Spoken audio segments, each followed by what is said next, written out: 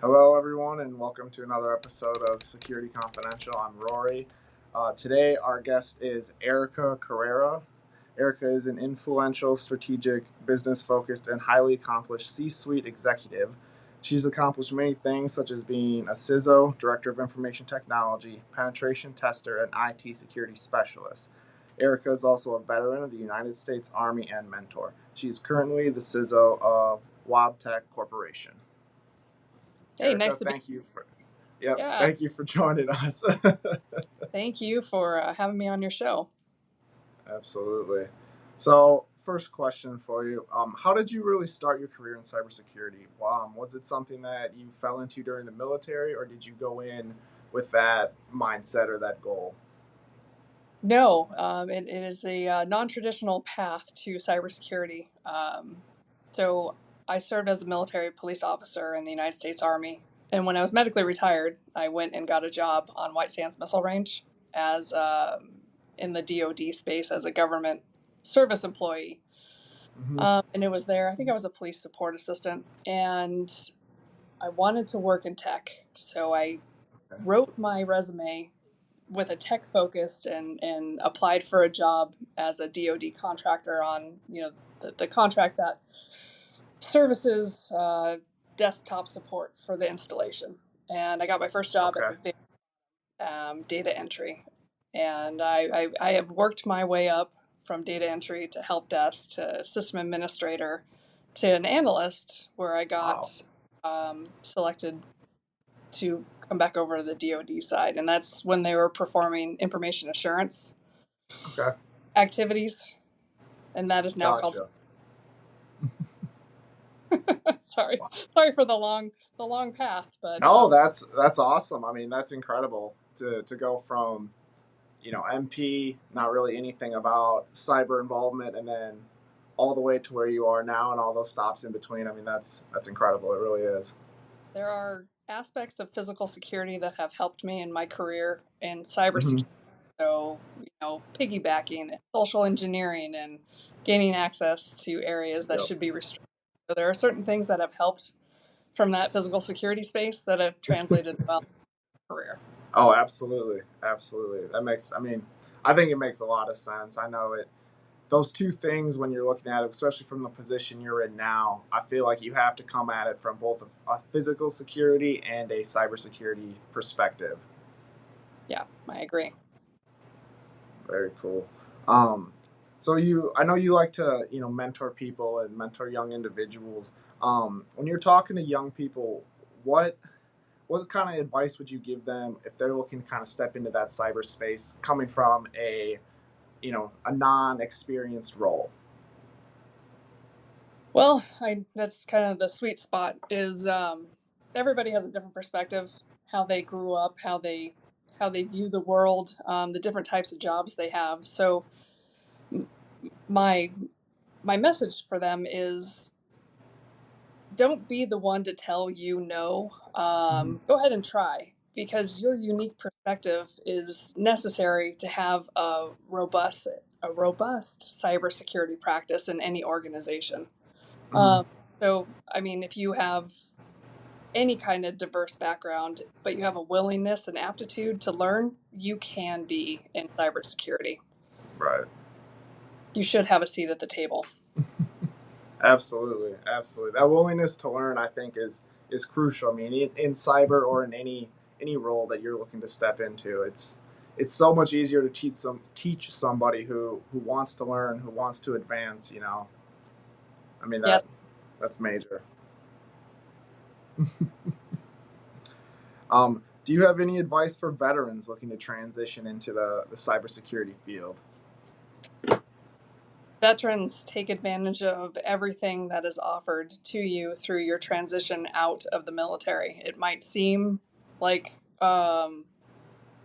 it's not going to be valuable, but everything is as valuable as the effort you put into it. So use those transition programs. There are a multitude of programs for veterans to get free training through any kind of technology out there. Mhm. So big tech firms have programs for you to, like VetForce with Salesforce. Fortinet, AWS. Microsoft just started a program to get vets into security. So there is a veteran focus because we've already proved that we have the ability to be trained. We're loyal. We thrive on camaraderie. We are the people that you want to build teams that are strong. Mm-hmm. So we have all these soft skills that corporate entities are starting to look and go, wow, we should help them onboard. Right. So Right. um, but the biggest thing for veterans is go on LinkedIn. You get 1 year free with LinkedIn.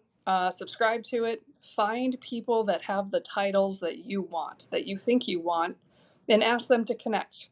They might not become a mentor. They might. Mm-hmm. They might even become a sponsor of you in the space. But align yourself with the people that you think you want to be, and Yeah. they're the blueprint for that.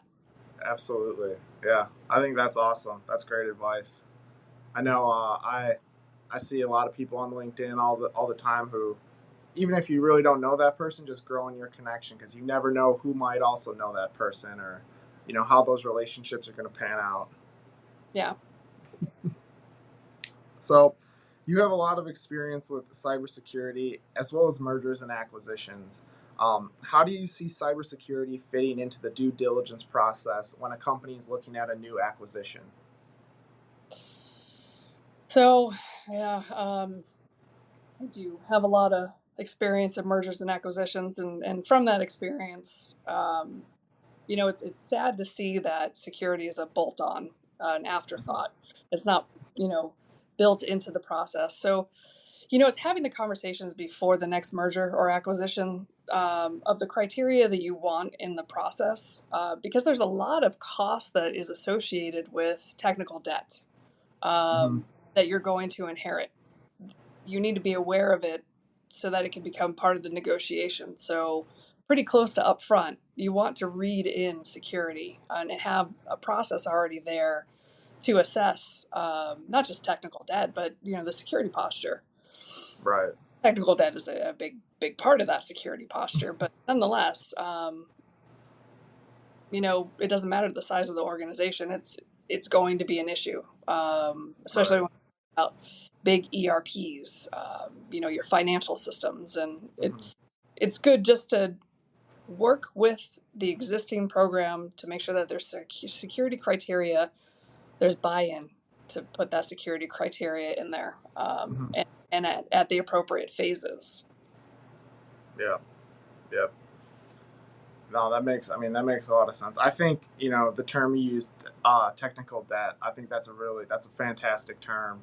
Um, it's an oversight with a lot of companies when they're going and you're looking at all the traditional things that come along with acquiring new assets, acquiring you know employees, all that stuff. But what kind of cybersecurity do they have in place? What does their infrastructure look like, and how much are you going to have to invest in that to bolster that position up to what you want? It's it can be a lot more than you originally would have thought. It definitely is, and that's the other thing. It's you're bringing this into your environment, into your network, and Mm-hmm. just it can't be a part of everyday business. You really need to know um, what you're accepting, Right. because that now changes your attestations and all of everything you've attested to contractually, regulatory, Mm-hmm. statute, right? That changes your compliance. Right. Yeah, it's gonna have an effect on everything. Whether that effect be good or bad, but that's something you're gonna have to be willing to accept. Moving forward with that acquisition. Yeah. Wow. Yeah. So, companies growing by acquisition inherit the systems and cultures of the companies they acquire. What are some approaches you have seen work in reprogramming those cultures to be in alignment with the parent company regarding cybersecurity? I've seen a lot of different methodologies or ways of thinking and approaching this. Mm-hmm. Some hardlining where you will assimilate, Okay. and they change the badging, they change the signage, they change your signature blocks. They Mm-hmm. tell you. what assimilation looks like and the expectations. And, you know, I guess there's a time and place for everything, but you have to be adaptive to and culturally sensitive. So when you talk international, the current company I work for is in 52 countries. We have 250 sites, and we grow by acquisition. So Mm-hmm. when you talk about a forcing mechanism to make people change who probably weren't consulted as a Right. part of your acquisition, you know, I think that gets, I think that's a sensitive topic that everybody should approach uniquely. So, Mm-hmm. um, talk about our friends in Europe. So, France, Italy, Germany, having a liaison to work with them to understand the culture, to understand, you know, what right looks like, Mm-hmm. and to build a relationship. So I think you should have maybe a cultural liaison to help integrate, because I've seen the mergers and acquisitions where is a failed integration in my mind, in my eyes, because we didn't culturally integrate. Mm. You switched over, you cut over the networks, you Right. firewalls, you deployed agents. They're on our domain, but they very much are not part of our culture. So Right. I think in our front line of defense are people, Right. employees. Front line of defense, you can have the most secure infrastructure out there. You can spend billions of dollars on it, but it takes one Jane or Bob to share their password. You know, Mm-hmm. one Jane or Bob to pick up a USB on the floor outside in the shared lunchroom and plug it in. Right. So investing in humans is definitely the approach I have seen most successful. Okay. You start building a relationship Mm-hmm. to help them understand the new norm, the new company, the new org structure, and help them. Right. And then you have an in already established for Mm-hmm. ongoing maintenance of that relationship and building a secure and aware um, employee, right? That's Mm-hmm. going to help you, going to be your champion. You're not making. So what do we have to do not to make enemies? Right. Yeah, that makes, I mean, that makes a lot of sense. I think it's so true, and we hear it all the time in tech, how, you know, technology security, it's not a technical problem, it's a people problem.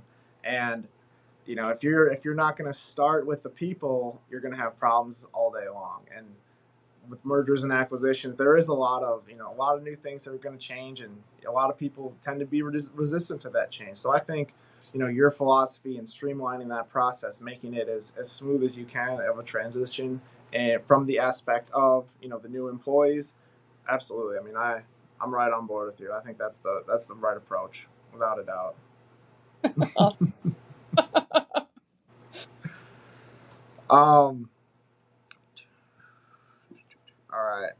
Given the governmental nature, I think this is the question here. Given the governmental nature of your organization's work, what framework do you use or recommend others use to establish a world-class cybersecurity program?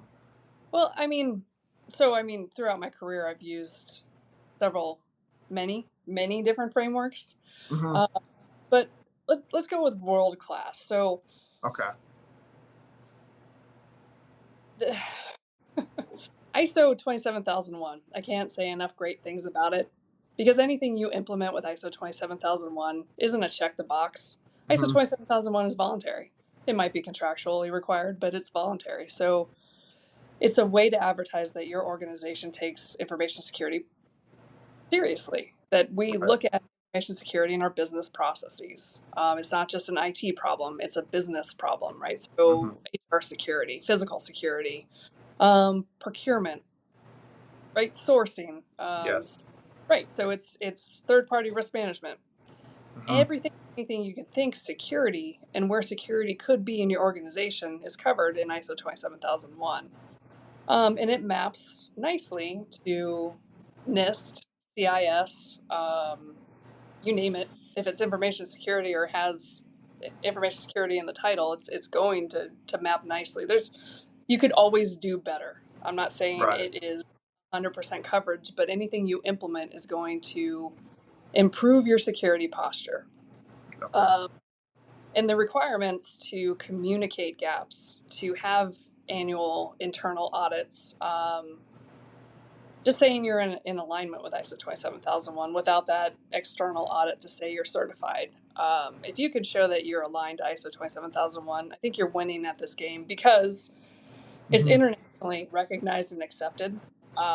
It's kind of a gold standard. And if you look back at, the original ISO 27001, a lot of the frameworks that came after it emulated it. So, Okay. right. So when you imitate something, it's the best form of flattery. Right. So anyway, Absolutely. that's what I'm rolling out, but also implementing the information security management system using ISO 27001 helps your sprouting leaders understand the global view of information security and the complexity of building a management system to manage and continually improve information security. Okay. So you get the Absolutely. management view and this technical view. So you've got the 27001, which is management, and the 27002, which are technical controls. I can go on for days on how cool 7001 is. I mean, I absolutely. I think it's that when you have something that you're passionate about and you've seen it work and you know it's going to work for your company. I mean, that's go on as long as you want. you know, when if you were talking to someone who is in that small business market and they're looking to kind of get their company, their organization, whatever, aligned with some kind of security framework, how crucial would you say it is that they check all the boxes, or if they just kind of take a little of this and a little of that and they throw it together and now they have a framework? What are your thoughts on that? Sure. I mean, it's you're a small business. Look at CIS. So you can also use ISO 27001 as a maturity model. You don't need to go big. You don't need to spend a lot of money.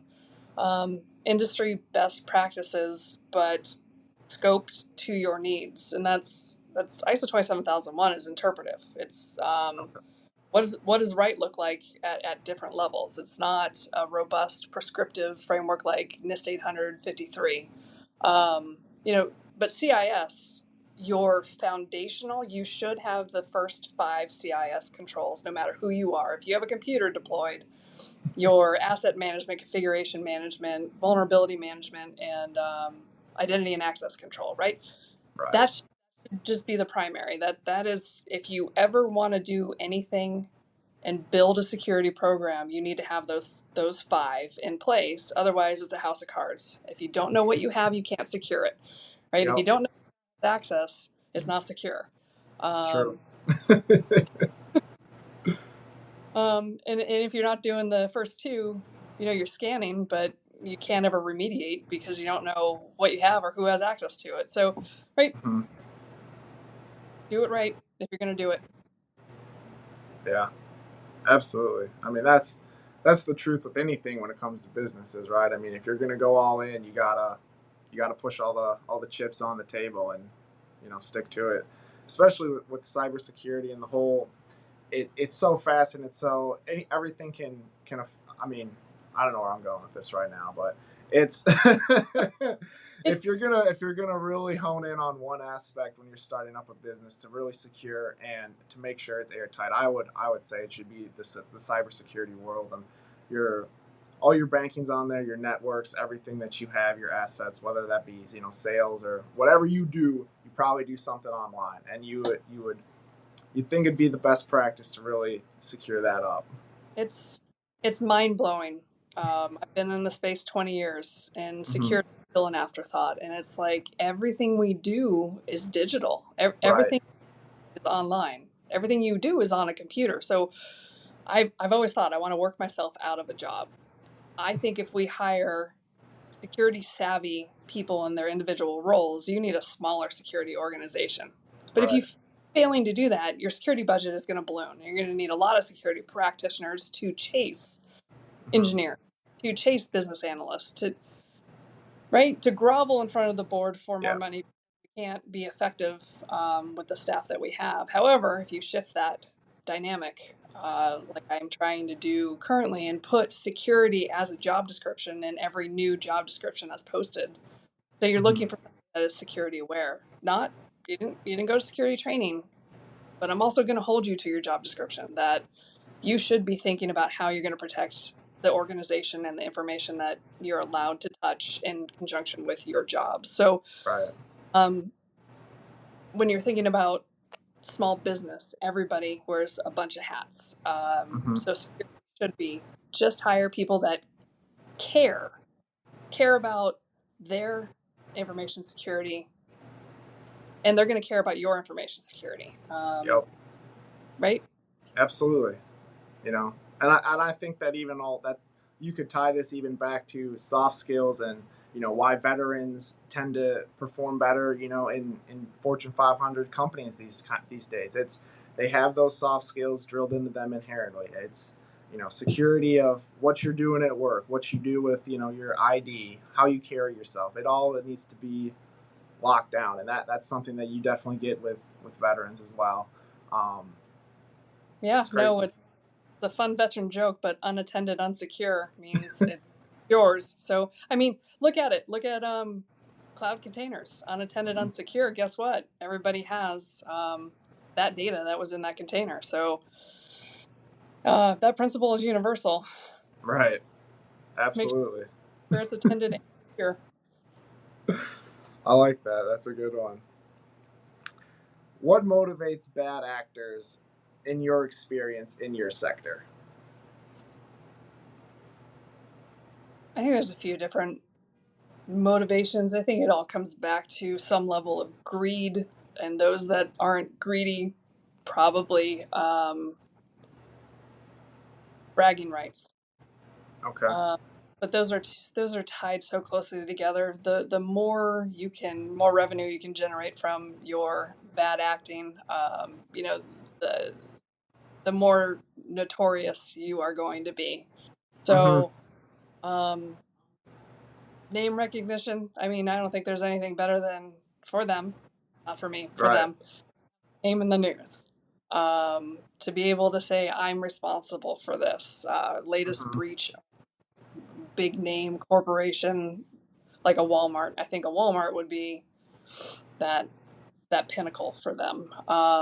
Because Yeah. the more, and this is where I'm kind of, this is where I am with the company I am. It's headquartered in Pittsburgh. It's been around 150 something years. Mm-hmm.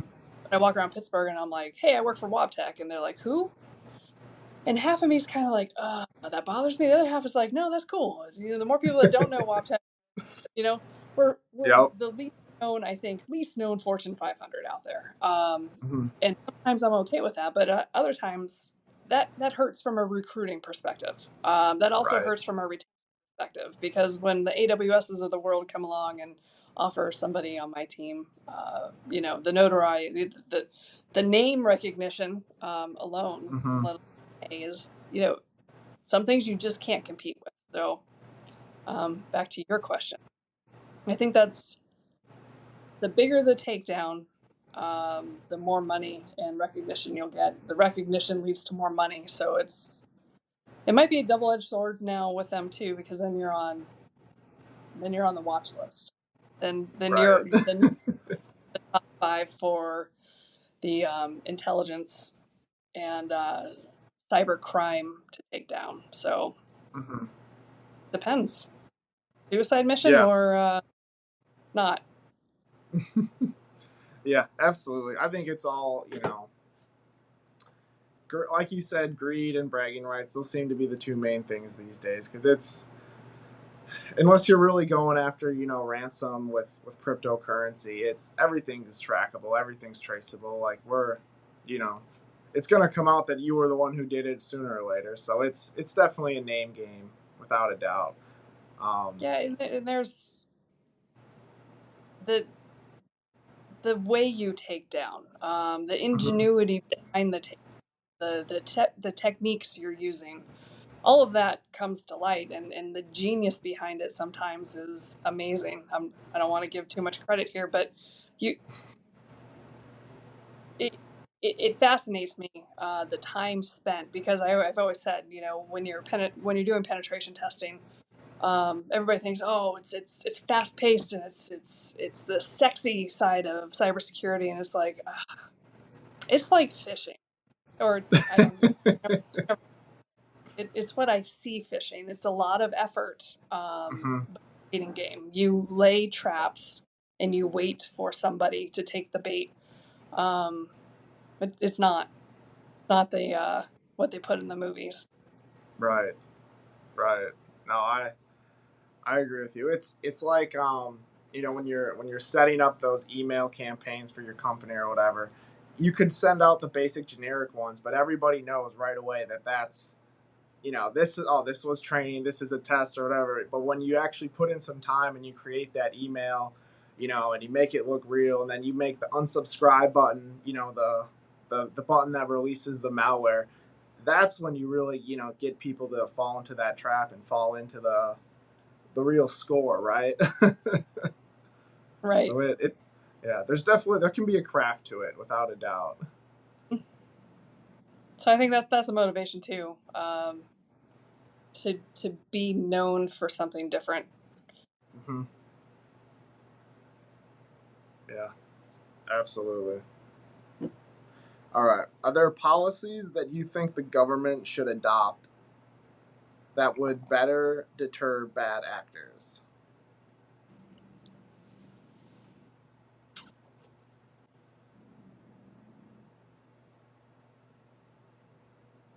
So you have the defense industrial base. You have suppliers to the Department of Defense that are required to adhere to, right, a Mm-hmm. minimum security requirement.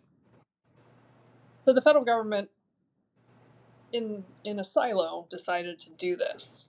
But then you have critical infrastructure, and you have many other entities, that should be secure as well. It's fascinating that they can do something in one sector and not apply it universally. So I came from the defense industrial base to manufacturing. We are a supplier of critical infrastructure.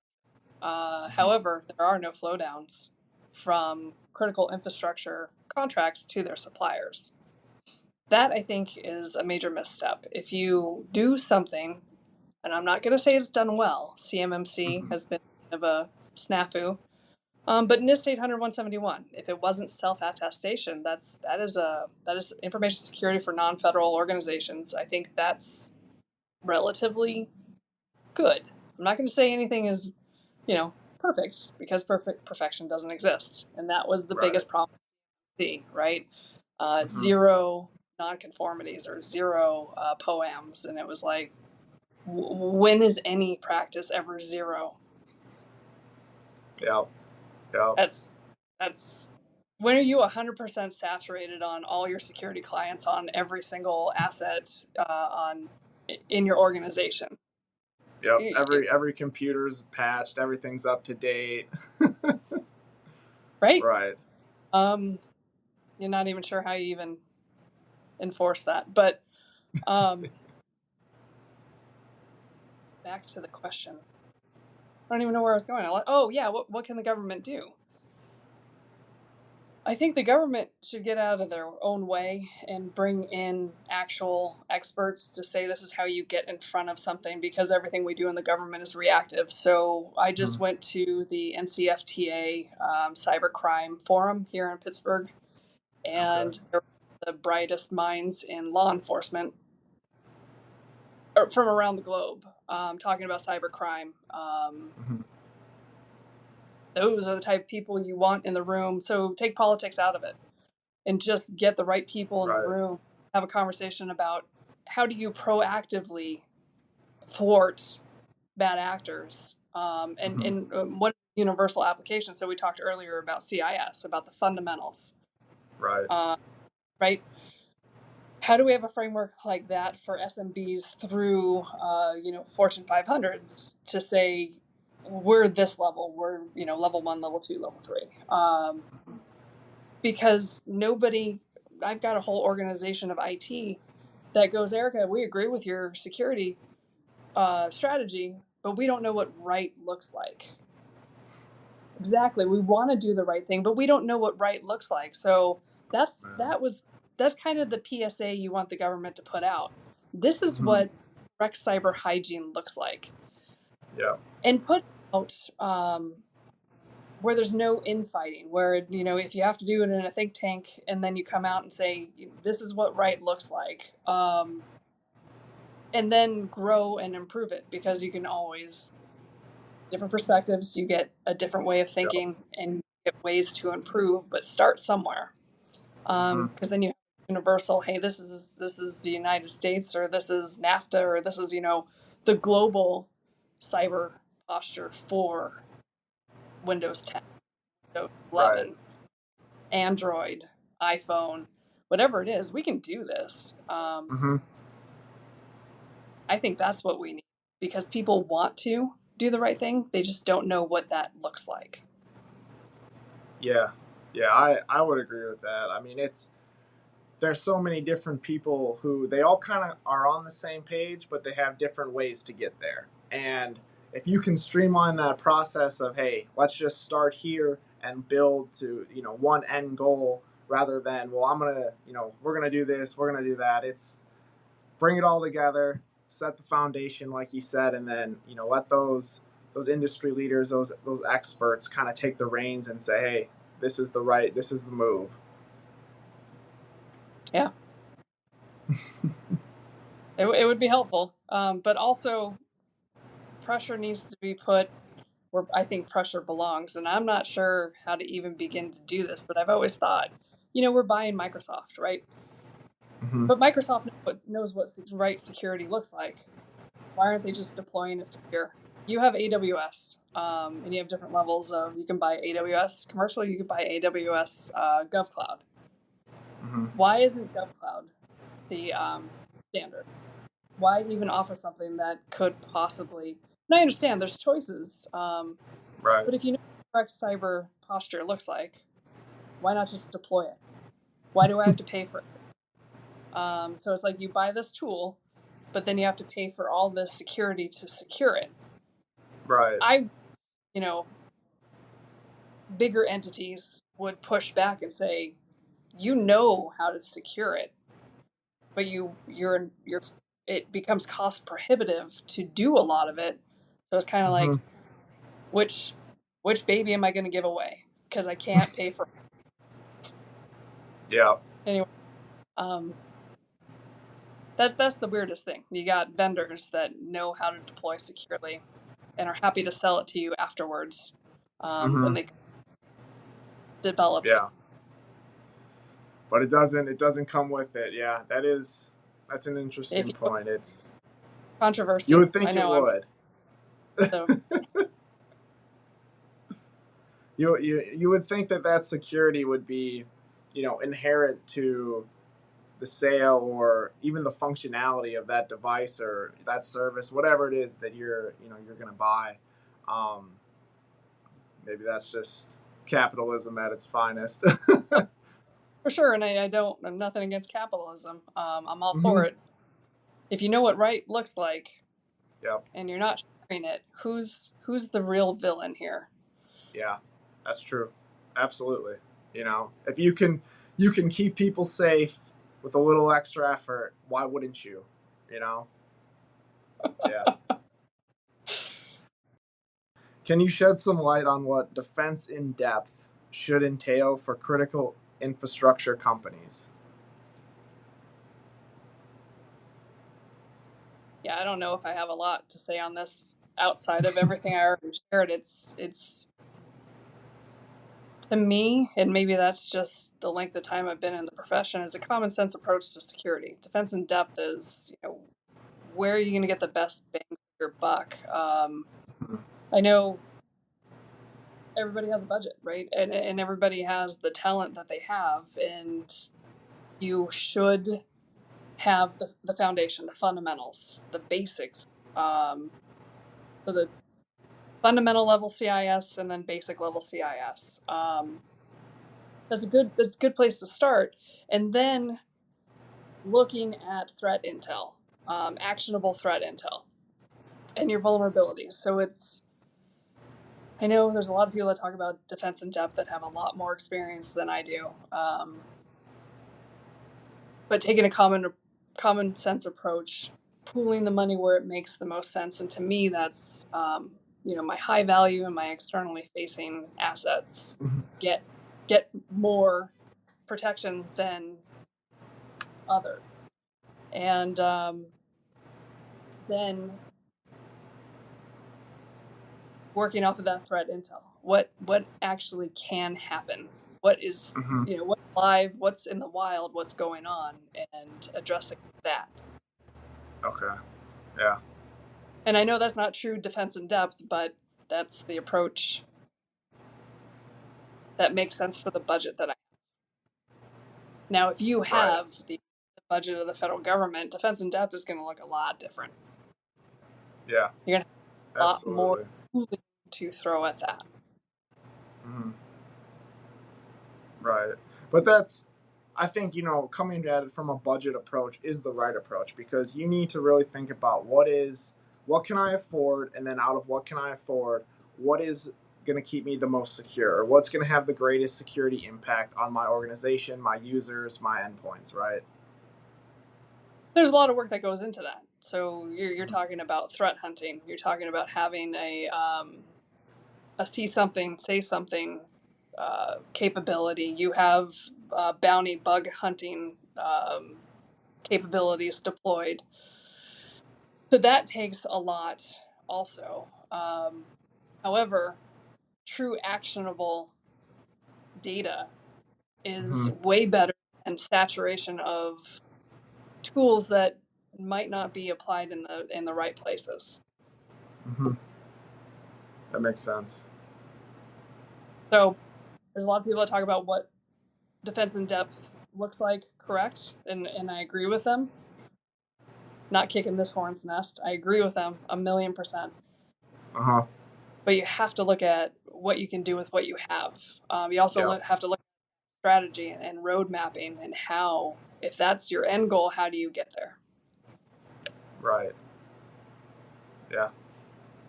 I like it. I like that approach for sure.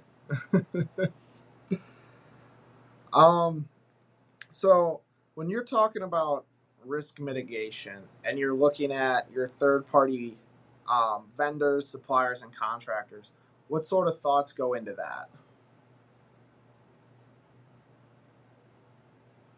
Yeah. So how I view third party risk management, supplier risk, is SCRIM, right? Or CSCRIM, cyber supply chain risk. The assumption is you have an information classification schema. You've already decided internally what your important data is in manufacturing, intellectual property, your customer information, or your PII. We're publicly traded, so Sarbanes-Oxley, our financial data, our financials, our financial systems. So what vendors have access to that? And in what capacity? And then what do they do? How do they develop the product we're using and deploying inside of our network that they may or may not have access to? What does their SDLC look like? What frameworks do they adhere to? How well are they adhering to them? Give me your latest SOC. And SOC 2 tells me what kind of and what level of information security training their practitioners get. So I guess it's just the due diligence, but knowing what level of assessment you're going to perform based off of the importance of the data that they have access to, or the systems you're deploying using them have processed or transmitted by. And then that review cycle, vendor management is not one and done. So how often are you going to reassess, and what's the reassessment, criteria? Is it annually, or major system change? Is it a merger? What's the kickoff on their side? Is it an acquisition, merger, divestiture on their side? That's going to Right. kick off a and then what's my internal process for being notified of those, Mm-hmm. right? If they have a Yep. breach, if they Yeah. are How part of. quickly is that information going to come back to you that, hey, something went down over here? Yep. So it's almost like you have to perform everything you do inside of your network Mm-hmm. for your suppliers and sub suppliers. Right. Right. Because Yeah. it's like it's like a chain analogy. If you're going to link them to your chain, you're only now going to be as strong as their link is, right? Right. And that's exactly what the Department of Defense saw. And that's why that DFARS came about with NIST 800-171. It's the flow down of security requirements to you, supplier, and to your suppliers. Yep. Yeah. Absolutely.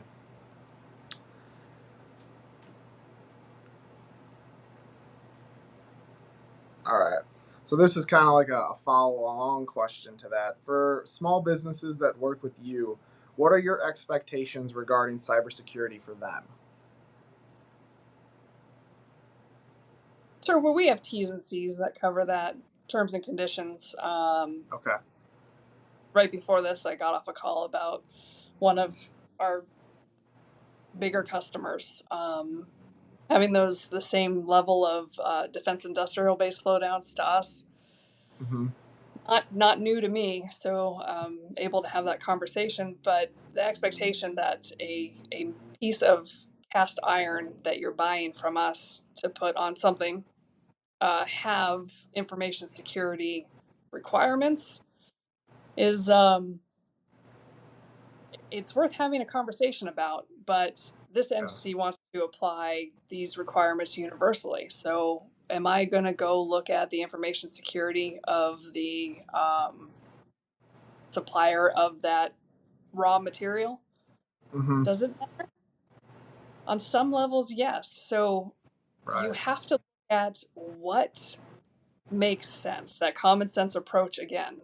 So if you blanket security and you say you need to do everything and you're hardlining, you're causing small businesses to not want to work with you.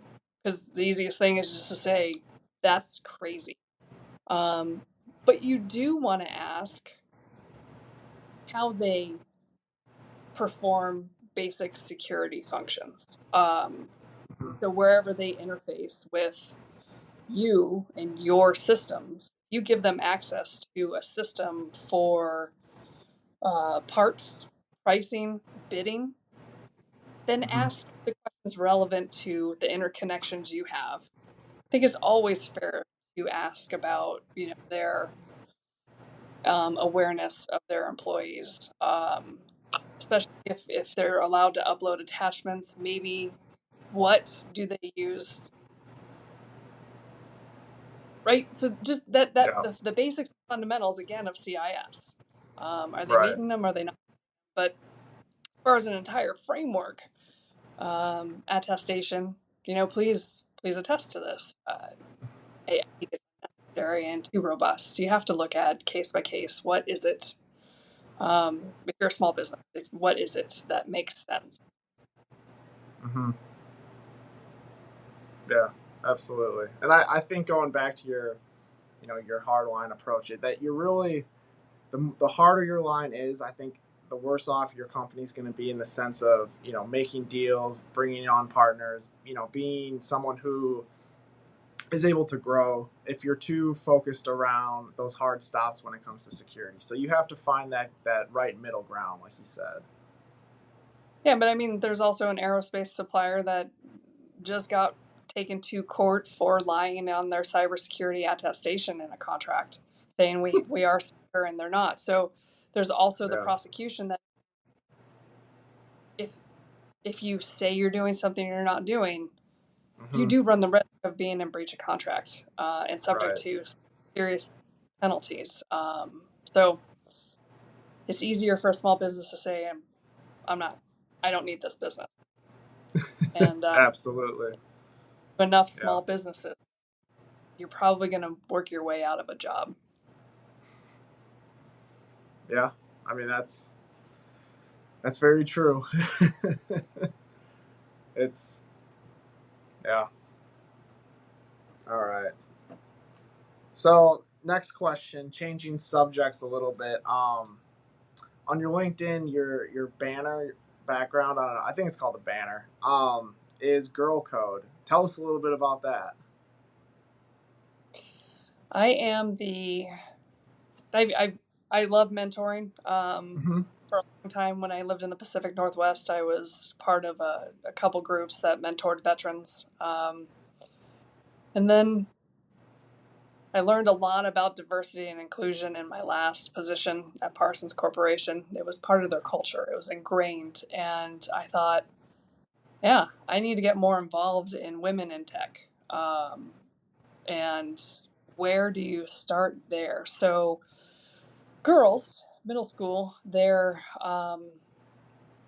self confidence peaks at 9 years old, and it doesn't recover to that level until they're in their late 20s. So, Wow. getting involved in middle school and helping grow talent young. Mm-hmm. When somebody does something themselves, they have a sense of accomplishment, and a sense of accomplishment builds your confidence. So, and these are all studies. This is all stuff I've read. Mm-hmm. I find it amazing, but I've also lived that life, so I know.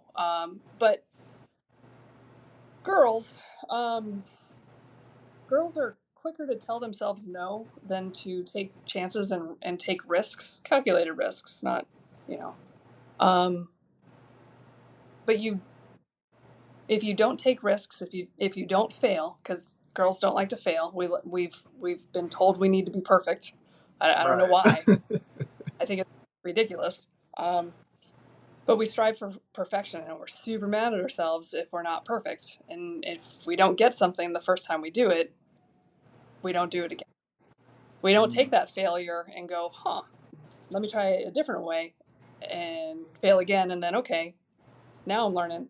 I'm going to do it again and fail a different way, right? That's you learn from failure. But Mm-hmm. somewhere along, we're told if you fail, you're not perfect, and you should just stay with the things that you're good. And that is why I'm involved in multiple different organizations to help women grow, but starting younger. So I'm the executive sponsor for Women of Wabtec, and Okay. it's providing opportunities to speak about who you are, where you're from, but it's also exposure to different opportunities to grow your career. But it's also to help the entire organization understand women. Mm-hmm. Hey, here we work, we do jobs, just to give a shine a light on highlight who we are and what we do for the organization. Um, so yeah, it's just all part of that mentoring mentality, um, cultivating talent at every level, but specifically in middle school, you need to focus. We need to focus our attention there. Mm-hmm. More of us. So just look into it. Look into opportunities to help middle school aged girls learn that you can do anything that you want to do, Right. and that you be good at it initially, like Mm-hmm. you grow failure. So Girl Code is that program, giving opportunities to middle school aged girls to learn something that wouldn't necessarily be put in front of them, or if it was put in front of them, maybe they would shy away because I'm not going to be good at that. Right? Telling yourself, or you Right. have an opportunity to really know if you want to be good at it. Mm-hmm. Absolutely. Is there a link or like a page for this where people can kind of go learn more about it, how to get involved, that sort of thing? Yeah, it's actually a conglomerate of a lot of different groups. So Okay. it's just that role. The middle school age practice. I have a bunch of links I can share with you. Yeah, absolutely. We would love that. We'll put it down below at the bottom of this, and our viewers and Dark Rhino will definitely love to get involved with this kind of thing. I mean, this is awesome stuff. Awesome. Thank you very much. I appreciate it. Yeah, absolutely. So last question for you. Are there any events, resources, books, organizations, anything that you would want to plug into, our listeners, let them, know about, or anything that you think would benefit people to get involved with, cyber related or else? Yeah, coming up in October in Houston is the Society of Women Engineers Okay. convention. So check it out, swe.org.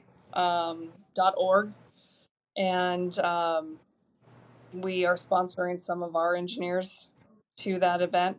I think I Okay. was selected as well. Very cool. Yeah, and local chapters of Vets in Tech, you can always support by being a sponsor of one of the events. You can support by being, just attending them, actual in-person support. Mm-hmm. There are so many opportunities to mentor or sponsor, depends on, your different levels. But Right. any level that you're at, you can always mentor.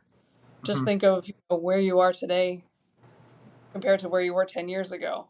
You did Right. learn something, you have valuable information. You don't have to be a C, have some kind of C in your title to be a good mentor. Yeah, absolutely. Well, thank you, for your time and for, going through all the questions. And it was awesome to get to talk to you. Hey, thank you, You have Rory. you have an incredible story. I mean, I hope mine all turns out like yours one day. I came from the Navy too. I was military police as well, so we got that going. Yeah, that's amazing. Thank you for your service. I don't know if I'm allowed to say this, you can edit it out. I saw your sleeve and I'm like, I know your prior service. So you've got such a good forum here, and you have spoken to so many influential and amazingly powerful people. Mm-hmm. You, you're doing something that I admire. So Well, thank thank you you. for having the show. I love Yeah. your question. You've got great energy, and I wish you all the Thank success in you. the world. Where you want to go? Don't be the one to tell you no. Just do it. Absolutely, absolutely. Well, thank you. I mean, I hope we cross paths again, and I appreciate it. I really do. So thank you. Hey, thank you, Rory. Take care. All right, you as well.